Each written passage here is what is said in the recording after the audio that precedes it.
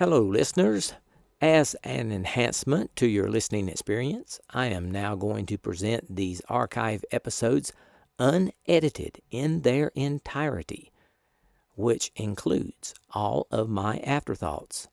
So, continue listening after the outro music if you want to hear what I thought of the episode. And if you are enjoying the podcast, please support it by going to the homepage, spacerockethistory.com, and clicking on the orange donate button or the Patreon link. Thanks. We choose to go to the moon in this decade and do the other things, not because they are easy, but because they are hard. Godspeed, John Glenn. Roger, 0G, and I feel fine. And I feel out. Okay, I'm out. How does it feel for the United States to be the new record holder? At last, huh? When that baby lights, there's no doubt about it. Liftoff. We have a liftoff. 32 minutes past the hour. Liftoff on Apollo 11. Houston, Tranquility Base here. The Eagle has landed.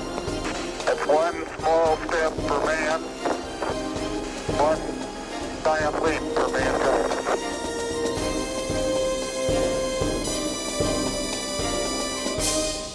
Hello and welcome. This is Michael Annis, and you're listening to episode 216 of the Space Rocket History Podcast. And now, Apollo 11, Transposition, Docking, and Extraction. We ended last week's episode after the Saturn V third stage boosted the stack into a very long, extended ellipse around Earth, the apogee of which was beyond the Moon's orbit. This trajectory was arranged in such a way that the Moon would gravitationally intervene and cause the spacecraft to loop around its far side. Now, having left the vicinity of Earth, it was time to begin the procedure for the Apollo 11 Command and Service Module separation from the third stage. Apollo 11, this is Houston. For your information, we expect the maneuver to separation attitude to begin at 3 plus 05 plus 03 and to be completed at plus 09 plus 20. Separation at 3 plus 15 plus 00. This is Apollo Control, the velocity falling off now. Immediately after shutdown, we're showing 34,000 feet per second now, but the altitude building, 512 nautical miles. Apollo 11, this is Houston. All the booster functions are proceeding normally. The sequencing is in good shape, and it doesn't look like they're having any problems at all. Over. Roger. This is Apollo Control, and we're showing orbital weight now, 138,892.9 pounds.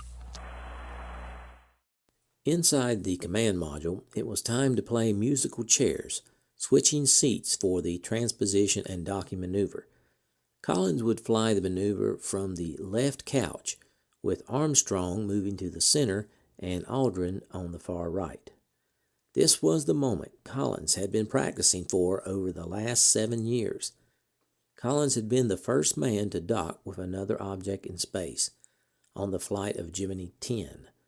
This was Collins' first chance to get his hands on the controls of Apollo 11, and he was looking forward to it, even if it was nothing like flying a jet fighter or the small Gemini capsule. The command module left-hand controller moved the ship forward and backward and rolled it right and left. The right-hand controller could turn the ship end over end.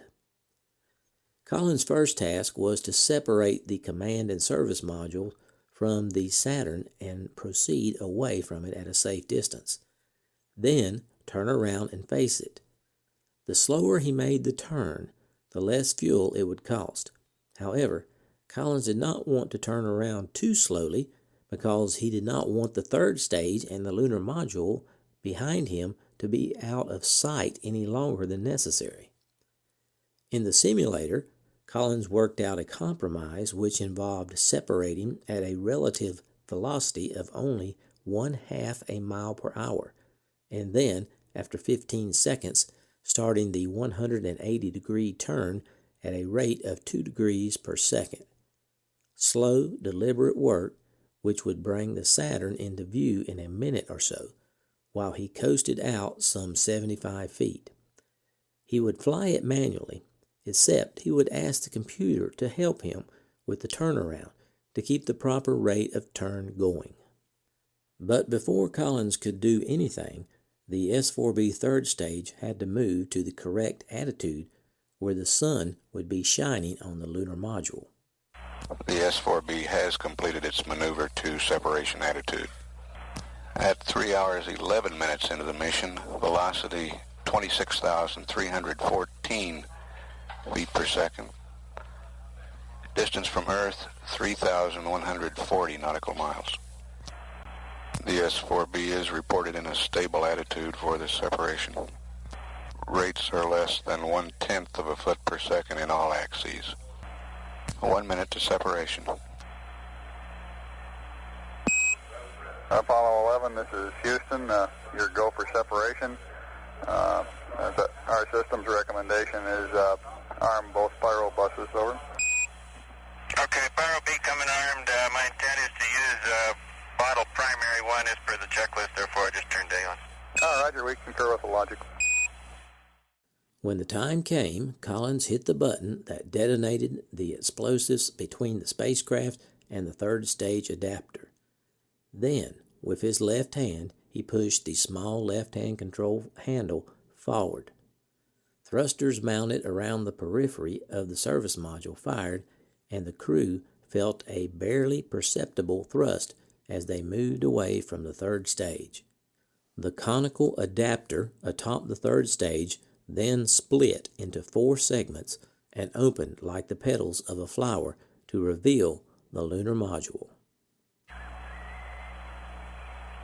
We're awaiting confirmation of separation. We confirm the separation here on the ground. When the panel instruments told Collins he had the proper speed, he relaxed his hand and the thrusting ceased. Now they coasted for a few seconds, and then Collins started a pitch-up maneuver by rotating his right wrist upward. When the motion seemed established, Collins took his right hand off the stick and pushed the Pro button on the computer keyboard.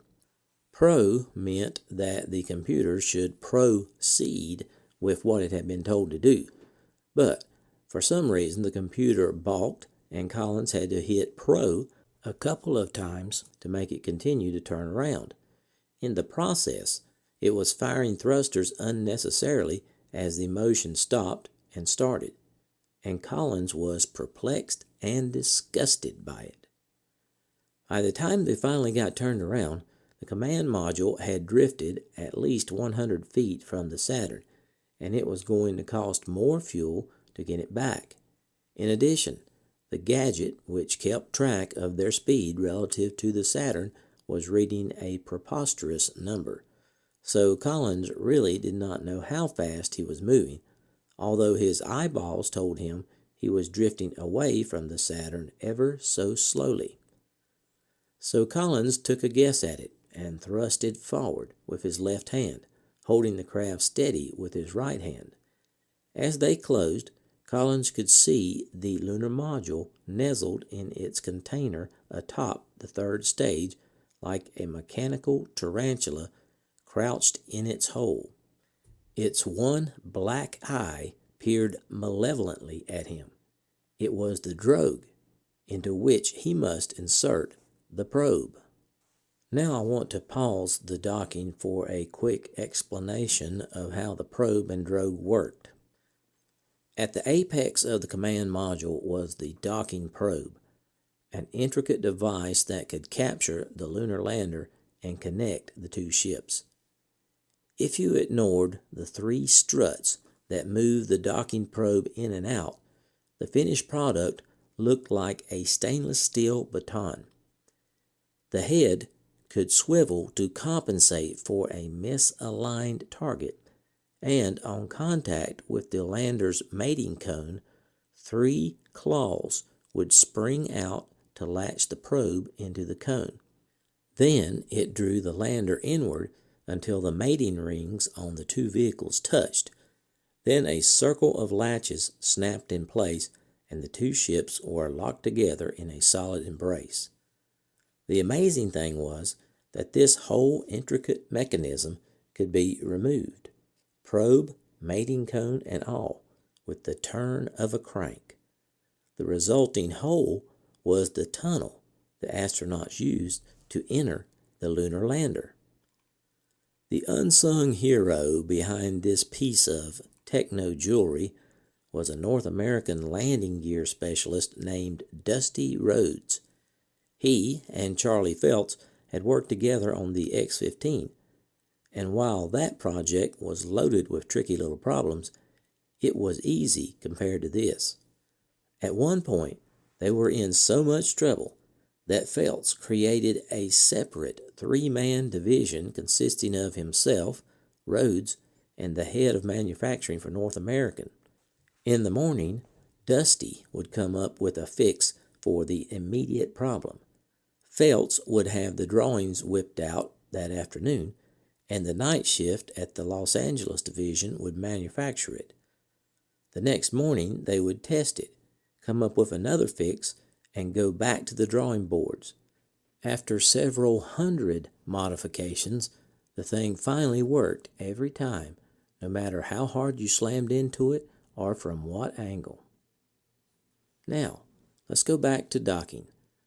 Collins was not able to see the probe out of his window as it was down and to the right out of his field of view. But this was not a problem. Collins peered out through an optical sight which displayed crosshairs in the sky in front of him. A three-dimensional cross was mounted on the appropriate place on the lunar module. When Collins' crosshairs were precisely superimposed on it, the probe and the drogue were in perfect alignment, and it was then simply a question of holding that position and driving the probe into the drogue with just the right emphasis. It was similar to aerial refueling of aircraft, except that no airflow or turbulence was in space, so the process was smoother. As Collins got closer, the visibility was very good. The sun was back over his shoulder, and the lunar module filled his window with gold foil, flat gray surfaces, and tubular legs, and iridescent window panes.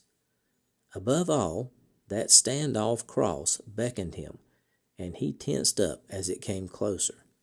Collins worked both hands. His left hand controlled whether to move up or down, left or right, in or out.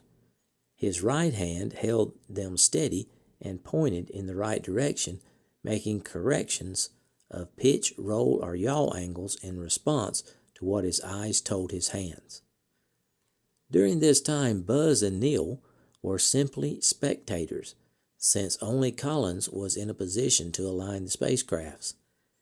It must have been a strange sensation for them to be so close to the third stage and lunar module and to know they were about to collide with it, but when, where, and how.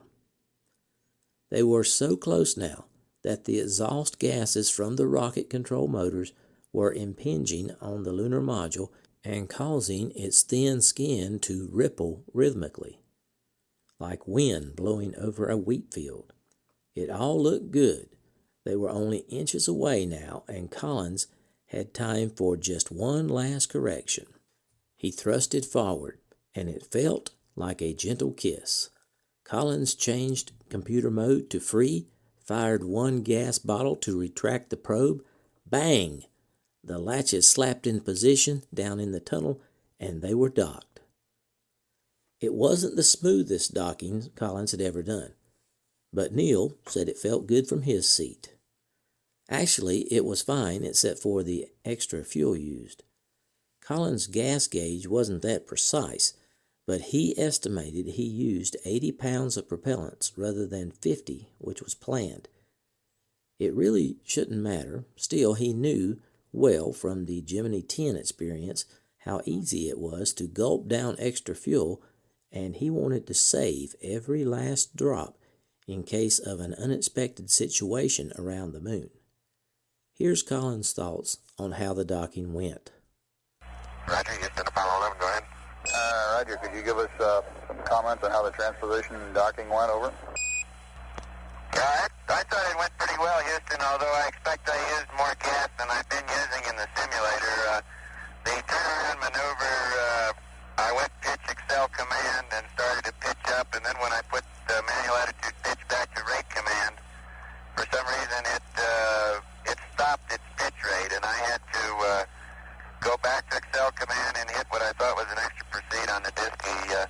Then during the course of that, we drifted slightly further away from the S4B than I expected. I expected to be out about 66 feet. My guess would be I was around 100 or so, and therefore I expect I used a bit more coming back in. But except for using a little more gas, and I'd be interested in your numbers on that, everything went nominally.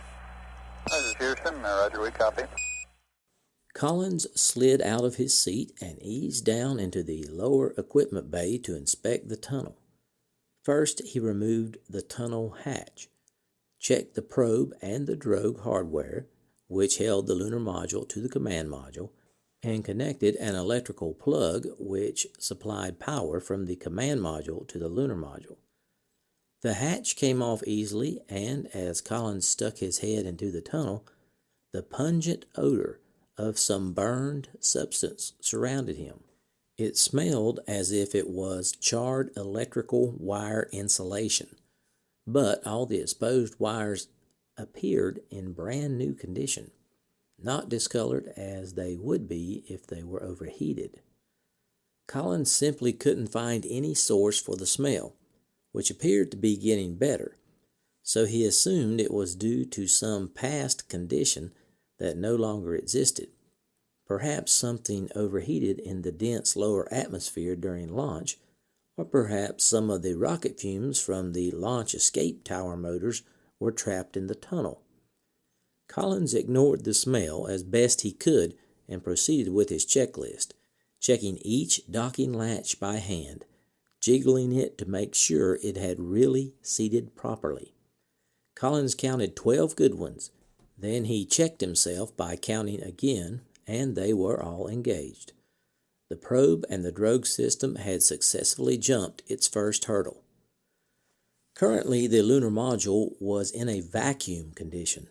Prior to launch, a valve in the lunar module's overhead hatch was deliberately left open so that its atmosphere would evacuate during the ascent to space. To save from using its consumables, the lunar module cabin was to be repressurized using air from the command module cabin. However, the pressure in the command module had to be kept within an acceptable range. So before they could open the valve that would let their air into the tunnel between the two spacecraft and hence into the lunar module, the crew needed to ensure there was plenty of air in the command module. But the command module was only reading a pressure of 4.4 psi, which was on the low side. So, with Mission Control's approval, the astronauts used additional oxygen to bring the command module up to 5 psi, and then continued the equalization procedure with the lunar module. Now let's move on to extraction. At T plus 4 hours 17 minutes, it was time to separate the lander, command module, and service module from the third stage. Collins detonated the explosive bolts holding the lander to the third stage, and that booster was cast adrift like the others. Houston, we're ready for LEM ejection. Roger, go for LEM ejection. Thank you. Houston, we are set. We have a cryo press light. The lunar module gently sprung loose from the third stage, and the command module/service module backed the joined spacecrafts away from the third stage. The crew's job now was to get a safe distance away from it. Meanwhile, the discarded third stage was nearly empty of fuel and nearly dead. But, unlike the first stage that fell into the Atlantic, and the second stage that burned up in the atmosphere, The third stage had achieved escape velocity along with its payload, which meant it was also headed for the moon. To steer the rocket clear of the spacecraft, its remaining fuel was blown overboard through a vent, and this tiny jet gave the thing just enough of a nudge to clear the moon altogether and fall into a long elliptical orbit around the sun. The crew moved themselves away from the third stage by firing the big service module engine for the first time. This engine was the one that would slow them down enough when they arrived at the moon to be captured by its gravity instead of flying on by. Once captured, they would stay captured until the engine was fired again to give them the extra speed needed to return home. All their equipment was important, but this engine was vital, obviously and dramatically so, and they were eager to have a look at it. This burn was only 3 seconds long, but that was enough to give them a fairly comprehensive look at the engine, its combustion chamber, its propellant supply system, its nozzle swiveling capability, and so on. Since it produced 20,000 pounds of thrust and their combined vehicle weighed 100,000 pounds, when it lit, it gave them only a slight boot in the behind, 1/5 of a G, but it was a reassuring feeling nonetheless. In the 3 brief seconds it fired, all looked good to the crew, and the ground confirmed that their telemetry information revealed no flaws. Now they really were on the way to the moon. 11 Houston, your systems are looking good. We're standing by for the burn. The duration of this burn will be 3 seconds. Delta V 19.7 feet per second. Ignition. Shutdown. Collins' next task involved realigning their inertial platform for the second time, and again, with help from the computer in pointing the sextant, it went swiftly and well. But his next task, measuring the angles between 5 selected stars and the Earth's horizon, did not go so well. Collins could see a couple of stars like Altair, but had difficulty finding that spot on the horizon which was directly below them, the substellar point, as it is called. In other cases, such as Enif, the star was not bright enough to be readily seen. Finally, Collins waded through them all, but the results were not very accurate, and he was discouraged. Of course, this exercise was for practice, as they would not have to rely on such measurements unless they lost radio contact with the ground. But nonetheless, it was a shock for Collins to realize his difficulties with navigation. The astronauts' next task concerned the sun, and the problem was the heat it produced. The service module was vulnerable if held in any one fixed position. The side of it pointing at the sun would become too hot, and the side in the shade would become too cold. Too hot meant propellant tank pressures rising dangerously high. Too cold meant radiators freezing. To prevent either, the crew must position themselves broadside to the sun and then rotate slowly, like a chicken on a motorized barbecue spit. This is easier said than done, though, as it requires a very precise sequence of computer-assisted thruster firings to achieve a pure roll motion. If not done properly, pitch and yaw motions would ensue, just like a top wobbling crazily at the end of its spin, and then they would have to stop and begin all over again. They roll very slowly, at 0.3 of 1 degree per second, or 1 complete turn every 20 minutes. Once this motion is established, they are free to relax and watch Earth and Moon alternate in a steady promenade past their windows. The Moon didn't appear to be getting much bigger, but the Earth was shrinking noticeably. As bedtime approached, Holmes scarcely filled a small window.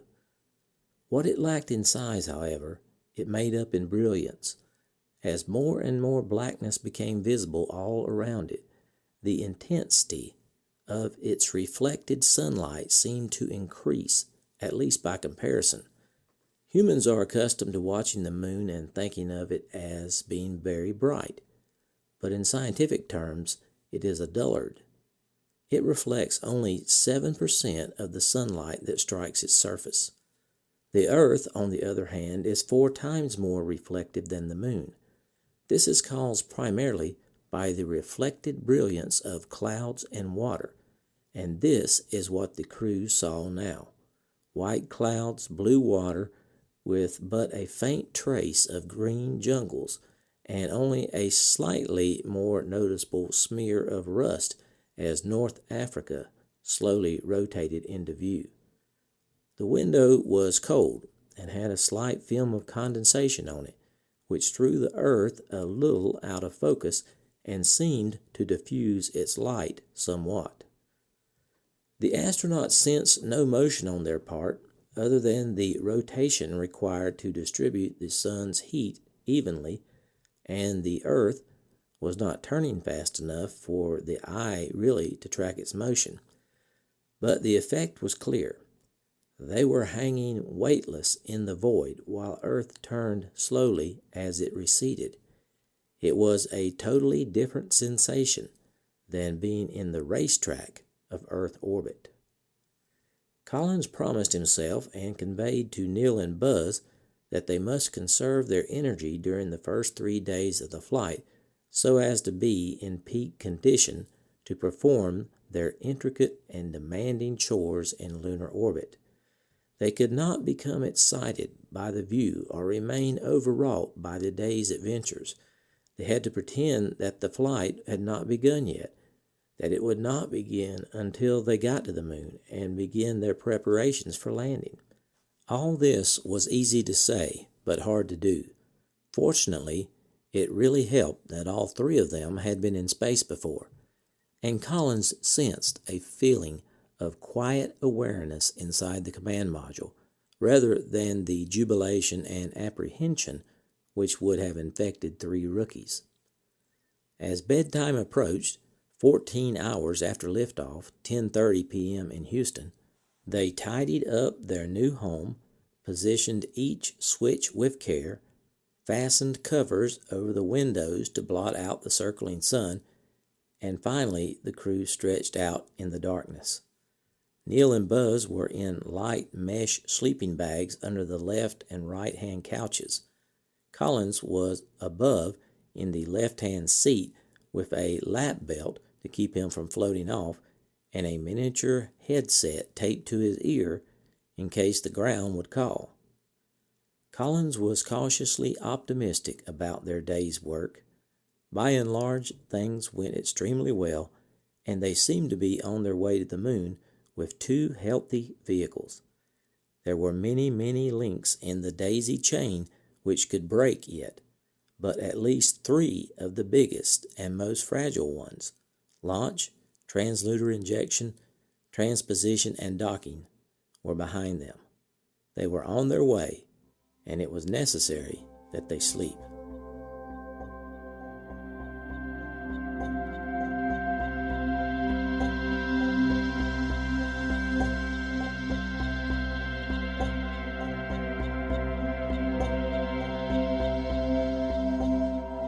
Salutations from the foothills of North Carolina. This is Michael Annis, your host, and I wanted to say thanks for listening to episode 216 of the Space Rocket History Podcast, entitled Apollo 11, Transposition, Docking, and Extraction.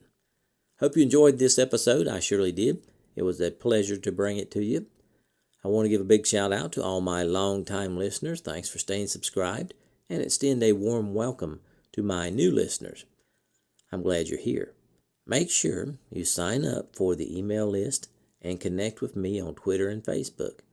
You can do all that as well as download every single episode of the podcast on the homepage, spacerockethistory.com. Today, we salute the most popular donor level and that is Apollo. There are 60 donors so far. Apollo donors give $50 or more during the calendar year. Thank you for your continued support, Apollo donors. Had several afterthoughts about this week's episode. First, I want to give a shout out to Mike Collins and his fantastic book, Carrying the Fire, An Astronaut's Journey. Used that quite extensively on this episode. The mission planners really crammed a lot of stuff into the first day, but of course that's the way it had to work. They put in launch, translunar, injection, transposition, docking, extraction, and separation from the third stage. Now, the astronauts are in the long coast uphill against the Earth's gravity, and then once they get to the top, it'll be downhill with the moon's gravity pulling stronger at them. This is the time all three astronauts wanted to rest, take it easy, and not exert themselves. They want to save themselves for the moon, so they'll be at their peak when they're at the moon. Will they be able to do that? We will find out. It is fantastic to have the first landing mission go so smoothly.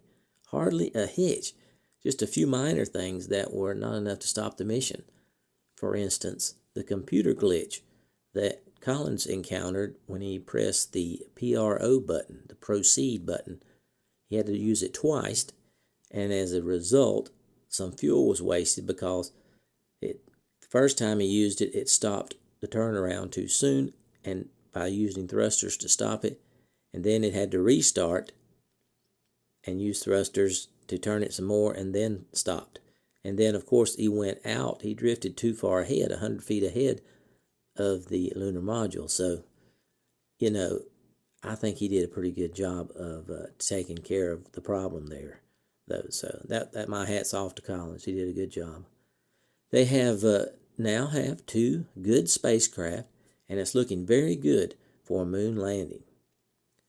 Now, I have a bonus clip that I have been trying to get work in since the launch, and this one is Deke Slayton. Slayton was asked how he selects the crew for each mission. And we have talked about this question before, and I thought it would be interesting to hear it straight from the person's mouth. So here is Deke answering the question. The tens of thousands of persons who have made a contribution to this flight of Apollo 11, consider Deke Slayton. David Shoemaker reports from Cape Kennedy. Because of a heart condition, Donald Slayton, one of the original 7 Mercury astronauts, has never been able to come closer to flight than this. But Deke, as everyone calls him, has had as much impact on the space program as any of his non-grounded fellow pilots. For not only does he supervise their training, but he makes the crew assignments. There are certain bureaucratic procedures which supposedly determine which astronaut flies when, but insiders agree it is really Slayton who makes the decision. Well, there isn't any great magic to it. We select people for the program, of course, and at that time is what I consider the real selection. And then we go through a preliminary training period of about 18 months to get people up to the point where you're ready to assign them to missions. And at that point, it is just a function of assigning them. It's not really going through some magic process of ranking everybody from 1 to 50 and taking the top 3 off for this flight and the next 3 for this one, etc. We have to have about 6 crews for the lunar program that are essentially all identical, and any one of which can do the same job, and we think we do have. And which one ends up on any particular mission in some cases ends up being more chance than anything else. But we have to play the game for this upcoming mission. For example, the prime crew has to be ready to fly it, the backup crew has to be ready to fly it, and if for some reason we don't make it on this shot, then we've got to have another set of crews ready to try it on another one, and another set beyond that, you see. So they've all got to be ready to do the job and capable of it, and we think they are. What about within the crew, the individual assignments? There again, in general, of course, we take our most experienced people as the commander, and our lesser experienced ones as the command module pilots and the one pilots. That's kind of the logic there. Slayton fought being grounded in 1962, argued then and now that the physical requirements were too rigid, and his heart could stand the strain despite the extra sound it makes as it beats. I was pretty upset about it, obviously, because that's what I came in for, was to fly. But on the other hand, it's been a real great program, and I figured if I could contribute anything to it in any capacity, well, that's the thing I wanted to do. And so I guess I'm about as close to it as I can get without flying, which is all I can ask for at this point. I sure don't know of anything else I'd rather be doing anyway. Do you still entertain the hope that in some status you may get a space flight at some day? Oh, I keep hoping. I think playing the probability game, I obviously have to admit it's not too high. I'm getting older every year like everybody else, and I'm sure this particular heart thing is something I've probably had all my life, and it isn't going to get any better or any worse, but it's always going to be a question mark. And I figure my best chance is one of these days they'll decide, gee, we ought to fly somebody that's a little abnormal, just to see what happens in space, so you can send your grandmother up next year or something, and that'll be my chance. Thank you, Deke. And try not to worry. I think you're going to get a flight. Okay, I posted some pictures and the audio for this episode on the webpage spacerockethistory.com. I hope you check that out. I was very pleased to receive several new donations to support the podcast over the past week. Jim B. from England earned his rocket emoji. Christoph L. pledged on Patreon at the Soyuz level. James D. pledged on Patreon at the Apollo level. Phoebe D. pledged on Patreon at the Apollo level. Marie D. pledged on Patreon at the Vostok level. And Isaac P. pledged on Patreon at the Vostok level. Thank you so much. So that brings the total number of Patreons to 126. That is just 24 short of the goal of 150 before the end of the year. Now, our overall donors for the year have reached 212, with a goal of reaching 300. For those of you who are enjoying the content provided here and have not donated yet in 2017, please consider supporting the podcast if you are financially able. Keep in mind, Space Rocket History is entirely listener-funded, and I depend upon your financial support to keep the podcast going. You don't have to donate much. You can make a one-time $10 donation at the Vostok level, or whatever level you want. Or you can sign up with Patreon for a $1 donation per month, sort of like a voluntary subscription. Just go to the homepage and click on one of the links on the top right side of the page and begin your support of the Space Rocket History podcast. For those of you who already donated for 2017, I certainly appreciate it. I have some of those Orion desk model kits to give out. The model is of an Orion spacecraft, service module, and solar arrays. It is made out of card stock. It's paper. To assemble, you just push out the pre-cut parts and fold them together. To select a winner, I gave every donor a number from 1 to 212. I put the range in Google's random number generator and got the number 159. Donor number 159 is Brian Bertrand. Brian, if you would email me, Mike at spacerockethistory.com, and tell me your address, and I will mail this out to you. I still have a few more of these models. It looks like 2 or 3 maybe that we can continue to give out. So we'll do that again next week. I was pleased to see the podcast receive 2 new 5-star ratings on iTunes over the past week. I would like to thank Carter W. Gill and Anonymous for writing those reviews and giving me the all-important 5-star ratings. I certainly do appreciate you taking the time to do that. Thank you so much. I want to encourage everyone to share the podcast. Feel free to link the homepage or a particular episode on all social media. This is the end of content for this episode. You're welcome to stay and listen to my off-topic thoughts if you want. Thanks for sticking around, folks. I hope you enjoyed that episode. Next week, we will continue with Apollo 11 through cislunar space. Last week, I gave you the top 10 countries for downloads for the month of June. This week, I have countries 11 through 20. So this is 11 through 20 for the most downloads in the month of June. Number 11, New Zealand. 12, Sweden. 13, Italy moves up. 14, Ireland moves up. 15 Norway, 16 Switzerland, 17 Austria, 18 Spain, 19 Finland, and 20 South Africa. Would like to give a big shout out to all my listeners in countries 11 through 20. Thank you for listening. Okay, that's about all I have for this week. I will try to get episode 217 up by next Thursday. So long for now.